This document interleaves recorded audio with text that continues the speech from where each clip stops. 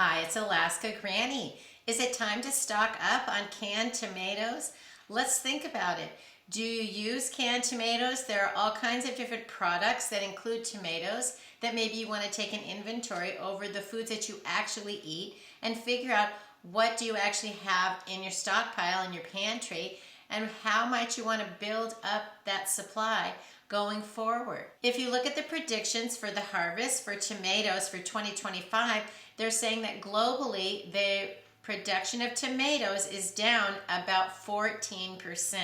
The reasons are it's been super rainy in some areas. There have been shortages of plastics, which we've been reading about since the beginning of the tariffs. They need the containers to ship the tomatoes. And so if there's shortages of containers, that's going to be a problem. We also know that the price of cans has been going up, and cans aren't even made as well as they used to be. And so I think some of the products are being damaged in the shipping and in the stores before they're able to be sold. Maybe they're being discarded. I'm not sure about that one, but that's something that I suspect simply because the quality of the cans has certainly declined in the last few years. Since I suppose the pandemic, they started making them super thin and cheap. They just don't last. So it's important also that whatever food you're storing, that you're inspecting it to make sure that it's still safe to eat. Anything that you find that is bulging, leaking, or just doesn't look right, make sure that you throw that can away.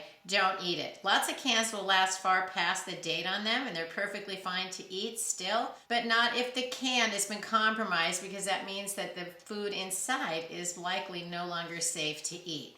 Fresh tomatoes are just wonderful, but they simply don't last in our refrigerator and not in our pantry. Canned tomatoes are easy to use in recipes, they're shelf stable, and they have a nice long shelf life. Plus, there's a lot of variety. Let's go over some of the varieties of tomatoes and see if it's something that you use that you want to think about stocking up, or maybe a product that you haven't even thought about or realize it's made out of tomatoes, and maybe you want to think about adding that into your stockpile. I like to start so many of my recipes with diced tomatoes. You can find them just plain diced tomatoes. You can find them with low salt, which if you're worried about sodium in your diet, look for the low salt options. You can also find canned tomatoes that have different flavors in them. This is Italian style. It includes basil, garlic, and oregano. This can includes onion, celery, and green pepper. You can find fire roasted tomatoes, chili ready tomatoes. There's all different kinds. Think about the recipes that you use and see if you have enough of those cans of tomatoes in your stockpile. I figure I use a can of diced tomatoes probably once a week. So if I want to have a month's supply, I'm going to need 4 or 5 cans. And if I want a year's supply, I'm going to want at least 50, so I have one to use every week. But if you don't use them that often, you don't want to have that many cans of tomatoes on hand. You want to be able to use, rotate, and replace that food so that it stays fresh, so that the cans don't become degraded and the food is still safe inside to eat. So think about how often you use that food, and then that's how you want to then stock up when you can. Buy 1 can extra when you go to the store. Buy an extra case of cans when you see them on sale. Figure out what is your grocery budget, your prepping budget, and what are the foods that you're likely to use, and those are the ones that you want to include when you're stocking up. I also like to use Rotel type tomatoes, which is like tomatoes with green chilies in them. You could also just get some green chilies and add them into your diced tomatoes. It depends on what your flavor profile is. You can also jazz up just the plain old cans, add your own seasonings and spices, and make it fit your recipes. You could add Italian seasoning, chili powder, whatever the flavor profile you're looking for. You can start with just plain diced tomatoes. I buy them diced instead of whole because then I don't have to cut them up. They've already been done for me. Then I also like to use enchilada sauce. So I have some of that on hand. You can make your own enchilada sauce, but it's easy for me. I don't use it that often, so I just want to reach in the pantry and grab out a can or 2. Think about some of the other tomato products that you use. Do you use tomato paste? I even have a recipe for how you can turn tomato paste into pizza sauce, and I'll put a link to that video in case you're interested. And when you're using tomato paste, one of the things that's annoying is that we don't use the whole can usually. We just need a tablespoon or two. So what you can do is get an ice cube tray, spoon the extras into the little ice cube trays, put it in the freezer, and then pop them into an airtight container. Or you could even take a sheet of, say, parchment or wax paper and put the spoonfuls on there and freeze it, and then pop those in if you don't have an ice cube tray. It doesn't matter what the container is. It matters that you preserve the food so that it lasts. I also like to use pasta sauce. You can buy pasta sauce in a can. You can also buy it in a jar. I particularly like the Classico because it comes with a canning jar. You can reuse these lids. I use them all the time to store dried foods because they're airtight, and you can put even a new canning lid and ring on it. You can seal them up with your food saver if you have the jar attachment. I have also just a portable sealer that you can place on top. It sucks all the air out.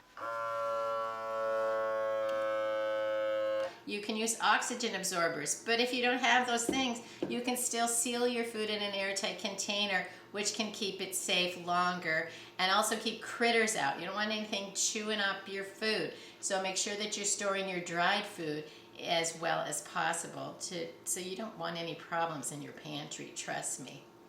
Think about the products that you enjoy eating that include tomatoes. How about tomato soup or vegetable soups, minestrone soups? They have tomato bases, so those food products could become either very much more expensive or unavailable. Then how about something like manwich sauce? That's a tomato base as well. Did you even realize it? And so you might want to make sure you have a few of those if it's something that you enjoy eating. Think about other products like tamales. They come in a tomato sauce, as does ravioli, things like that. The Chef Boyardee beefaroni, spaghetti and meatballs, all those different kind of products, those are tomato based. The shortage of tomatoes is going to increase the price of those types of foods as well, so it's something to think about. So after the basic canned tomatoes and tomato products, think about some of the ones that come in jars and bottles. For example, the pasta sauce, but what about other kinds of sauces and spices, such as barbecue sauce? What about chili sauce? Chili sauce, now I've actually made a video about how you can make your own chili sauce, and I'll put a link to that video in case you want to have some on hand, but you don't want to have to store just that. Because sometimes knowing how to make things out of the products we already have, the more ways you learn to use the foods you have, the more food than you actually have if you can turn it into something tastier. And also, let's not forget about things like cocktail sauce, if you like, I love that on shrimp, or all kinds of salsas and hot sauces and spices like that.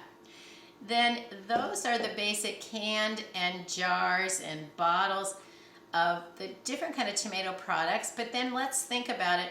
What if I don't have a lot of space, or I'm concerned with longer lasting tomatoes? You can actually go to something like Ogson Farms and you can buy a can of tomato powder. This stuff is great. It's just tomatoes, it's done very well, and it's packaged to last for years and years. And you just have to add water. And even on the back of the container, it tells you how you can turn the tomato powder into barbecue sauce or sweet and sour sauce or ketchup, and just how to use it just basically for all kinds of things. But it's interesting because the Ogson Farms tomato powder is going to be very versatile. If you want to make it in tomato sauce, tomato juice, all the different ways that we would use our tomatoes, we can have this on hand. Now, I've had some of these for a long time and the prices have really gone up. So I was looking just this morning, the price on Amazon was about $32. But when I looked at Walmart, it was actually up to $40. So it really does make a difference where you shop and when you shop. So if you did want to get something like the Ogson Farms tomato products, keep looking back if it seems too much and compare, like what I do anyway, is I compare it at Amazon and I compare it at Walmart. And I can actually pick up the Ogson Farms products in the Walmart store here in Alaska, but I've also ordered some online from there. And it's a convenient way to get those foods if it's not something that you can buy locally. I like to think about every can of food that I put away today is going to cost probably more in the future, and so I'm stockpiling at today's prices to use in the future, which means I'm saving money into the future. It's like a coupon to future you, and it's also food assurance that you're going to have the things that you need.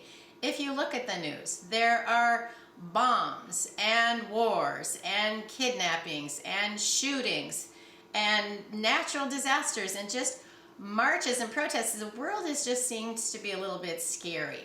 So it might be a good time that you want to think about, not out of fear, but because you want to keep your life running smoothly. Prepping is keeping your life running smoothly. You are ensuring future you that you have the things you need. You don't have to go out and get them. Then you don't have to worry if there's a winter storm, if you're sick, if there's unrest, there's shipping problems. It doesn't matter what the problem is, because you have ensured your lifestyle that you can continue to go into your pantry, choose foods that you can make meals with, and continue to keep your day running smoothly. That gives you the peace of mind then that you can figure out how to deal with whatever problem there is. Keeping your family fed shouldn't be an emergency in the future, and it isn't if you stock up and you plan and you use rotate, replace your foods. Let us know in the comments, what are some other tomato products that you've thought about using, and how are the prices of tomatoes going up where you live? It's great if you can grow your own garden and you can and have all the tomatoes that you want, but for a lot of us that's not possible. And so if you stock up on the things that you know that you enjoy eating, it gives you that peace of mind. I know I try to grow tomatoes every year. Some years I get a few, I never get a bumper crop, and I don't end up processing any of them anymore simply because they're too delicious. We eat them as soon as we get them. But I don't live in an area where I can grow a huge garden with a long growing season. So that might be your dilemma too, or you don't have a yard or a garden spot that you can continue to grow your own food. So whatever it takes, whether you're growing it, pickling, preserving, canning, dehydrating, freeze drying, or picking it up at the store, make sure that you're doing what suits your family, and that will help you be successful no matter what the day brings. I hope you'll like my video, share it, please subscribe to the Alaska Granny channel.